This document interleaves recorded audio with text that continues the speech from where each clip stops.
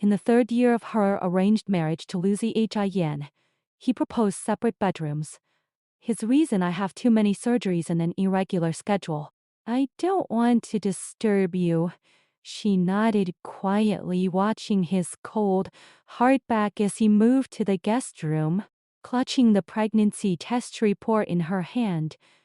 They were the perfect couple in public, but in private there was an unspoken rule: fulfill marital duties twice a month, beginning in middle of the month, until his brilliant surgeon returned from abroad.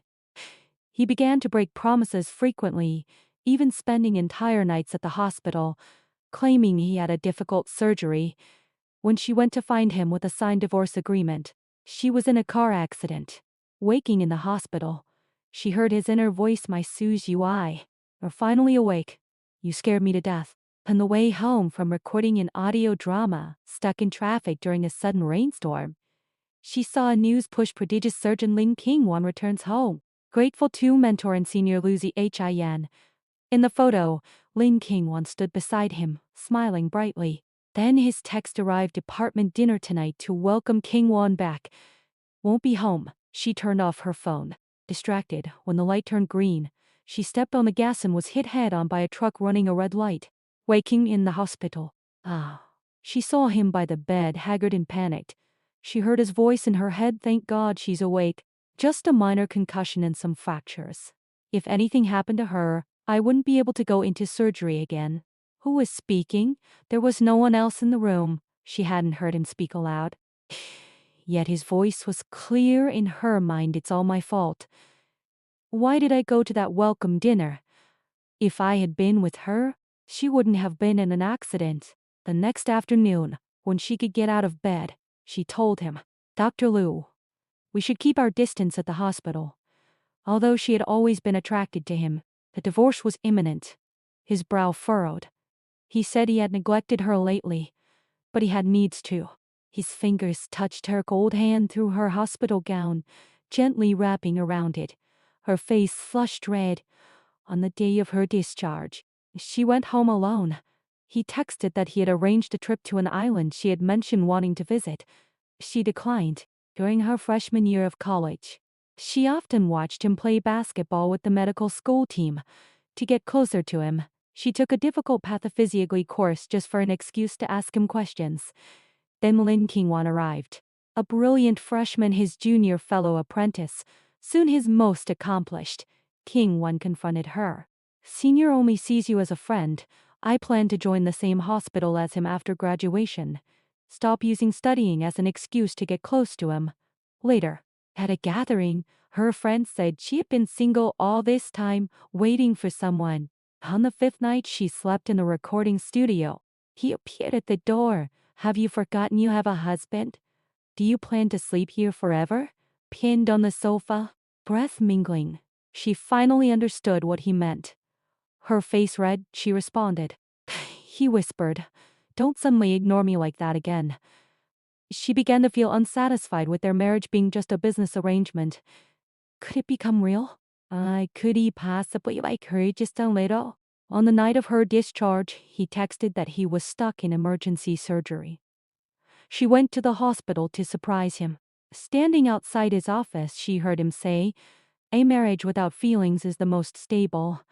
Those cold words pierced her heart. She fled.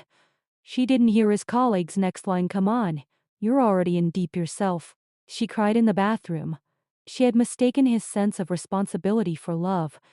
She prayed he would never know she had had a crush on him all these years. When she came out, she ran into his department colleagues. They grabbed him and pushed him into her arms, saying he was exhausted from surgery. He leaned his forehead into her neck.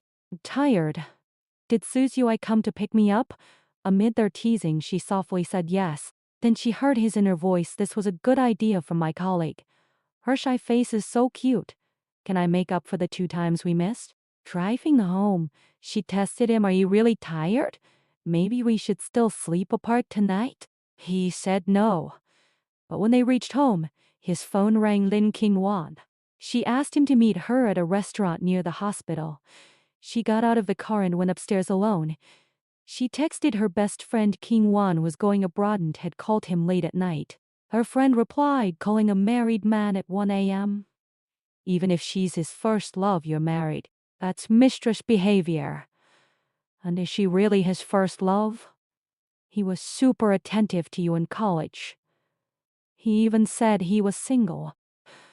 Staring at that message, she remembered he had told her he was single. She had planned to pursue him after graduation, but then heard he was waiting for his. Her friend told her to take action. She put on a silk nightgown and waited for him in bed. When he came in, she wrapped her arms around his neck, but he turned and went to the bathroom. She got up and went to the door, hearing muffled sounds. Half an hour later, he came out, cold from a cold shower. He held her from behind and said, "Good night." He had chosen a cold shower over touching her. Was this the power of a genius? She entered a one-sided cold war with him. She saw King Won's social media photos of her staying at his family's old house, working in his department. A photo of his back was her profile picture. He read on a work trip with Dr. L. Another heart-fluttering day. Old college photos showed him smiling, carefree, in a way she had never seen him smile. Another said, "I told Dr. L I still like him. He said to give him more time. I'll wait." Her fingers trembled. She asked someone to draft divorce papers. Her old classmate brought the papers to the recording studio. At lunch, he asked, "Do you still like him?" How could she not? He was the boy she had silently loved for years. When she didn't know how to refuse others, he helped her. When she was frustrated studying, he gave her mints. When she stepped on his foot, he gave her mints in return. When she tutored her, wrong answers brought teasing, right answers brought mints as rewards. But a one-sided crush was just chaos. And he walked her back. Another voice interrupted husband. "Who's this?" He stood behind her, watching her classmate with cold displeasure. He put his arm around her waist, and she heard his inner voice. What agreement is he talking about? His eyes annoy me. He looks like the guy who brought her milk tea every day in college. She realized it was physical contact that let her hear his thoughts. At the studio, he had laid out a feast for her coworkers. Her director gave her the afternoon off. Back in her hotel room, he got annoyed that she was trying to send him away. He said they were husband and wife, of course. They could stay in the same room. He had been working overtime to clear his schedule so he could spend a month with her. She muttered under her breath, "Then why did you take a cold shower instead of touching me?" As soon as she said it, she froze. He softened. He held her hand and explained that she had been the one to suggest separate bedrooms. And she had looked so unwell that day he couldn't bear to do anything. Hearing his inner voice, she didn't pull away. She interlaced her fingers with his easier to eavesdrop on his thoughts. He thought, "She's not angry anymore. She's holding my hand. I love her so much." Her heart raced, but thinking of King Won. She asked if he was going abroad with her. His inner voice was shocked. How did she get such a wrong idea? He said he had never been with King Won, never liked her. Her eyes widened, so they hadn't been together in college either. He said she had never confessed to him. When her hometown friends teased them, she had explained that they were just senior and junior.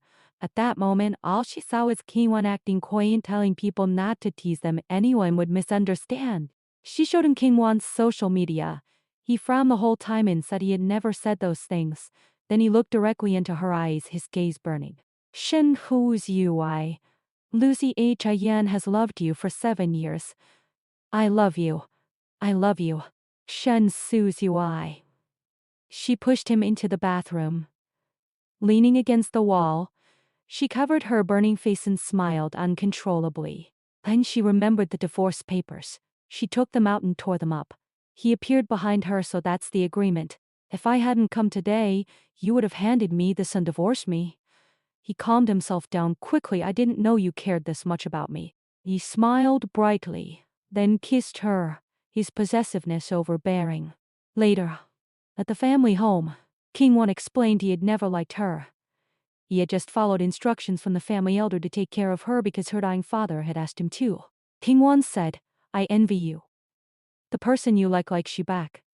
As long as you're there. He only ever looks at you. She replied, I envied you too. You're outgoing, talented, have a bright future. But now I like myself too.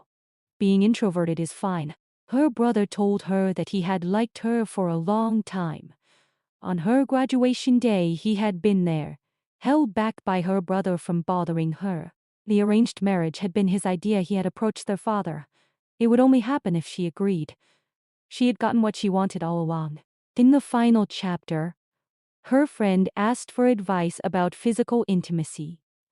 She blushed and whispered into the phone. Outside the door, someone had been listening for a long time. Later in bed, she heard his inner voice again. Will my wife like this new position I learn it? He quickly took off the watch and put it aside.